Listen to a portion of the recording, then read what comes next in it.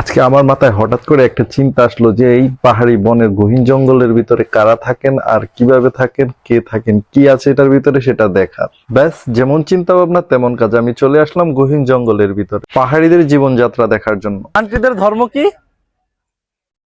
আপনাদের? বৌদ্ধ ধর্ম। আপনারা বৌদ্ধ? সেই সাপ পাহাড়ি তেঁতুল সেই এগুলো আপনাদের থাকার ঘর? ঘরটা একটু আপনাদেরকে দেখাই। শুরু হয়ে গেল পথ চলা আর আমি হাঁটতে শুরু করলাম আমার লক্ষ্যের উদ্দেশ্যে। রাস্তাটা খুব কঠিন, কিন্তু আমরা যেহেতু অ্যাডভেঞ্চার প্রেমী, সো আমরা এই জঙ্গলের মাঝে যাব ইনশাল্লাহ। আর ভিতরে পাহাড়িদের বাসস্থান, ওনাদের জীবন যাত্রা কেমন সেটা আপনাদেরকে একটু দেখানোর চেষ্টা করব। আমার সাথে আমার ক্যামেরাম্যান আছে ভাই। এটা নামাটা খুব রিস্কি, তারপরেও ইনশাল্লাহ এইটা আমরা জয় করব। এই যে আপনাদেরকে একটা জিনিস দেখানোর জন্য আনছি এখানে। দেখেন এখানে পাহাড়িরা শুকুর পালতেছে। এই যে অবশ্য ভিডিওতে জালের জন্য আসতেছে না, যে দুইটা শুকুর আমাদের অনেক ছটফট করতেছে। কালো শুকুর তো ওই জন্য দেখা যাচ্ছে না, আমি আপনাদেরকে একটু দেখানোর চেষ্টা করি। এই যে তারা ওইদিকে আরেকজন আছে, এখানে পাহাড়িরা শুকুর পালে। এটা আমাদের তৈব ভাই। আমি আর তৈব ভাই আজকে আপনাদেরকে ভিতরে দেখানোর চেষ্টা করি। আমরা অনেক দূর নামার পরে যে খুব কাছেই নিকটে একটা পাহাড়ি উপজাতিদের গ্রাম দেখতে পাচ্ছি। ও, এখানে একটা তেঁতুল গাছ আছে। অবশ্য ক্যামেরাম্যান নেন ভাই, আমি একটু তেঁতুল খাই। এই যে দেখেন এখানে পাকা পাকা তেঁতুল দেখা যাইতেছে। ও, আমি তো পাচ্ছি না। ও, এখানে তো অনেক। ওয়াও, হাই হাই তেঁতুল কই? হাই হাই তেঁতুল দিয়ে গাছ আটকে গেছে। ও, এটা তো অসাধারণ। খাইও না উম, উফ, উম, সেই সাপ পাহাড়ি তেঁতুল সেই সাপ। তো আমরা একটু নিচে যাই। আমরা অনেক দূর নামার পর একটা পাহাড়িদের ঘর পেলাম। যেহেতু লাইফের ফার্স্ট টাইম আর গহীন জঙ্গলের ভিতরে, তাই আমার কাছে খুব ভয় লাগতো। ভয়ে ভয়ে আমি সামনের দিকে এগিয়ে গেলাম। তো আমরা আসবো? সমস্যা হবে? হ্যাঁ, সমস্যা হবে আসলে?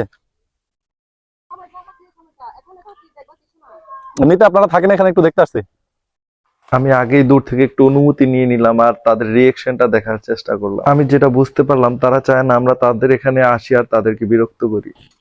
এগুলো আপনাদের থাকার ঘর? বৃষ্টি হলে আপনারা থাকেন কেন? বৃষ্টি পড়ে না? ঘরটা একটু আপনাদেরকে দেখাই। আপনাদের এখানে তো পানি নাই, পানি আনেন কোত্থেকে? এদিকে ঝর্ণা আছে? ঝর্ণাতে এখন পানি নাই? তখন পানি উপর থেকে নিয়ে আসেন নাকি? নিচে কি আর যাওয়া জায়গা আছে নাকি? হ্যাঁ, আমরা কি নিচ দিকে আর যেতে পারবো? আসলে তাদের জীবনটা খুবই সাধারণ। তাদের কোনো বিলাসিতা নাই, দামি অট্টালিকা নাই, কার নাই, ফোন নাই। আমি আরো ভিতরে যেতে চাই আর দেখতে চাই কি আছে। আমরা নিচে যাওয়ার চেষ্টা করতেছি। খুবই দুর্গম জায়গা, জায়গাটা অনেক রিস্ক, লাইফ রিস্ক একটা জায়গা দিয়ে যাচ্ছে। ও ওয়াও, হাই হাই। আমি আরো কিছুটা নিচে নামি আর এখানে আরেকটা পরিবার দেখতে পাই। আমি আবার চেষ্টা করব তাদের সাথে কিছুটা কথা বলার জন্য। এখানেও এসে আমি দেখতে পাই তারা শুয়োর পালতেছে। আমার মনে হয় পাহাড়িরা অধিকাংশই শুয়োর লালন পালন করে। এগুলোকে দেখতে খুবই বিশ্রী আর খাচ্ছরের মতো দেখা যায়। আমি জানতে পারি বাচ্চার দামও 3-4 হাজার টাকা নাকি, আর বড়গুলোর দাম 7,000-8,000 টাকা দামে বিক্রি হয়। যদিও আমাদের মুসলমানদের জন্য শুয়োর খাওয়া হারাম, যেহেতু পাহাড়িরা ভিন্ন ভিন্ন ধর্মের হয়, তাদের জন্য এগুলা খাওয়া হারাম না। তাদের ইয়েতে এগুলা খাওয়া যায় আছে, তারা শুয়োর খায় এবং শুয়োর পালে। এই যে ঘরটা দেখতে পাচ্ছেন, এটা হলো শুয়োরদের থাকার ঘর, এগুলোতে রাখে। ওই যে আন্টি এখানে আছে, এই যে ওনারা এগুলো এই শুয়োর গুলা পালতেছে, এখানে পালে। এই যে পাহাড়ের পাশে পালে,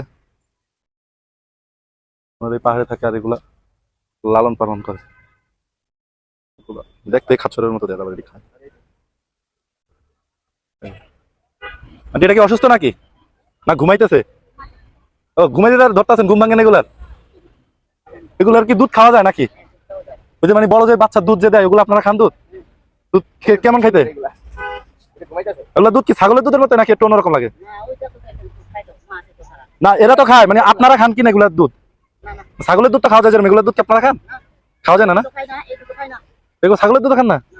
আপনার এদিকে গরু পালেন না? না পালেন? গরুর দুধ খান? গরুর দুধ খান না? এই যে ঘুমাইতেছে আপনি, লাড়লেন, ঘুম ভাঙে না? এই আমি জানতাম যেগুলো কাদা টাদার ভিতরে থাকতে ভালো লাগে, আপনারা কাদার কোনো ব্যবস্থা রাখেন না? আমি জানতাম যেগুলো কাদা টাদার ভিতরে থাকতে বেশি পছন্দ করে।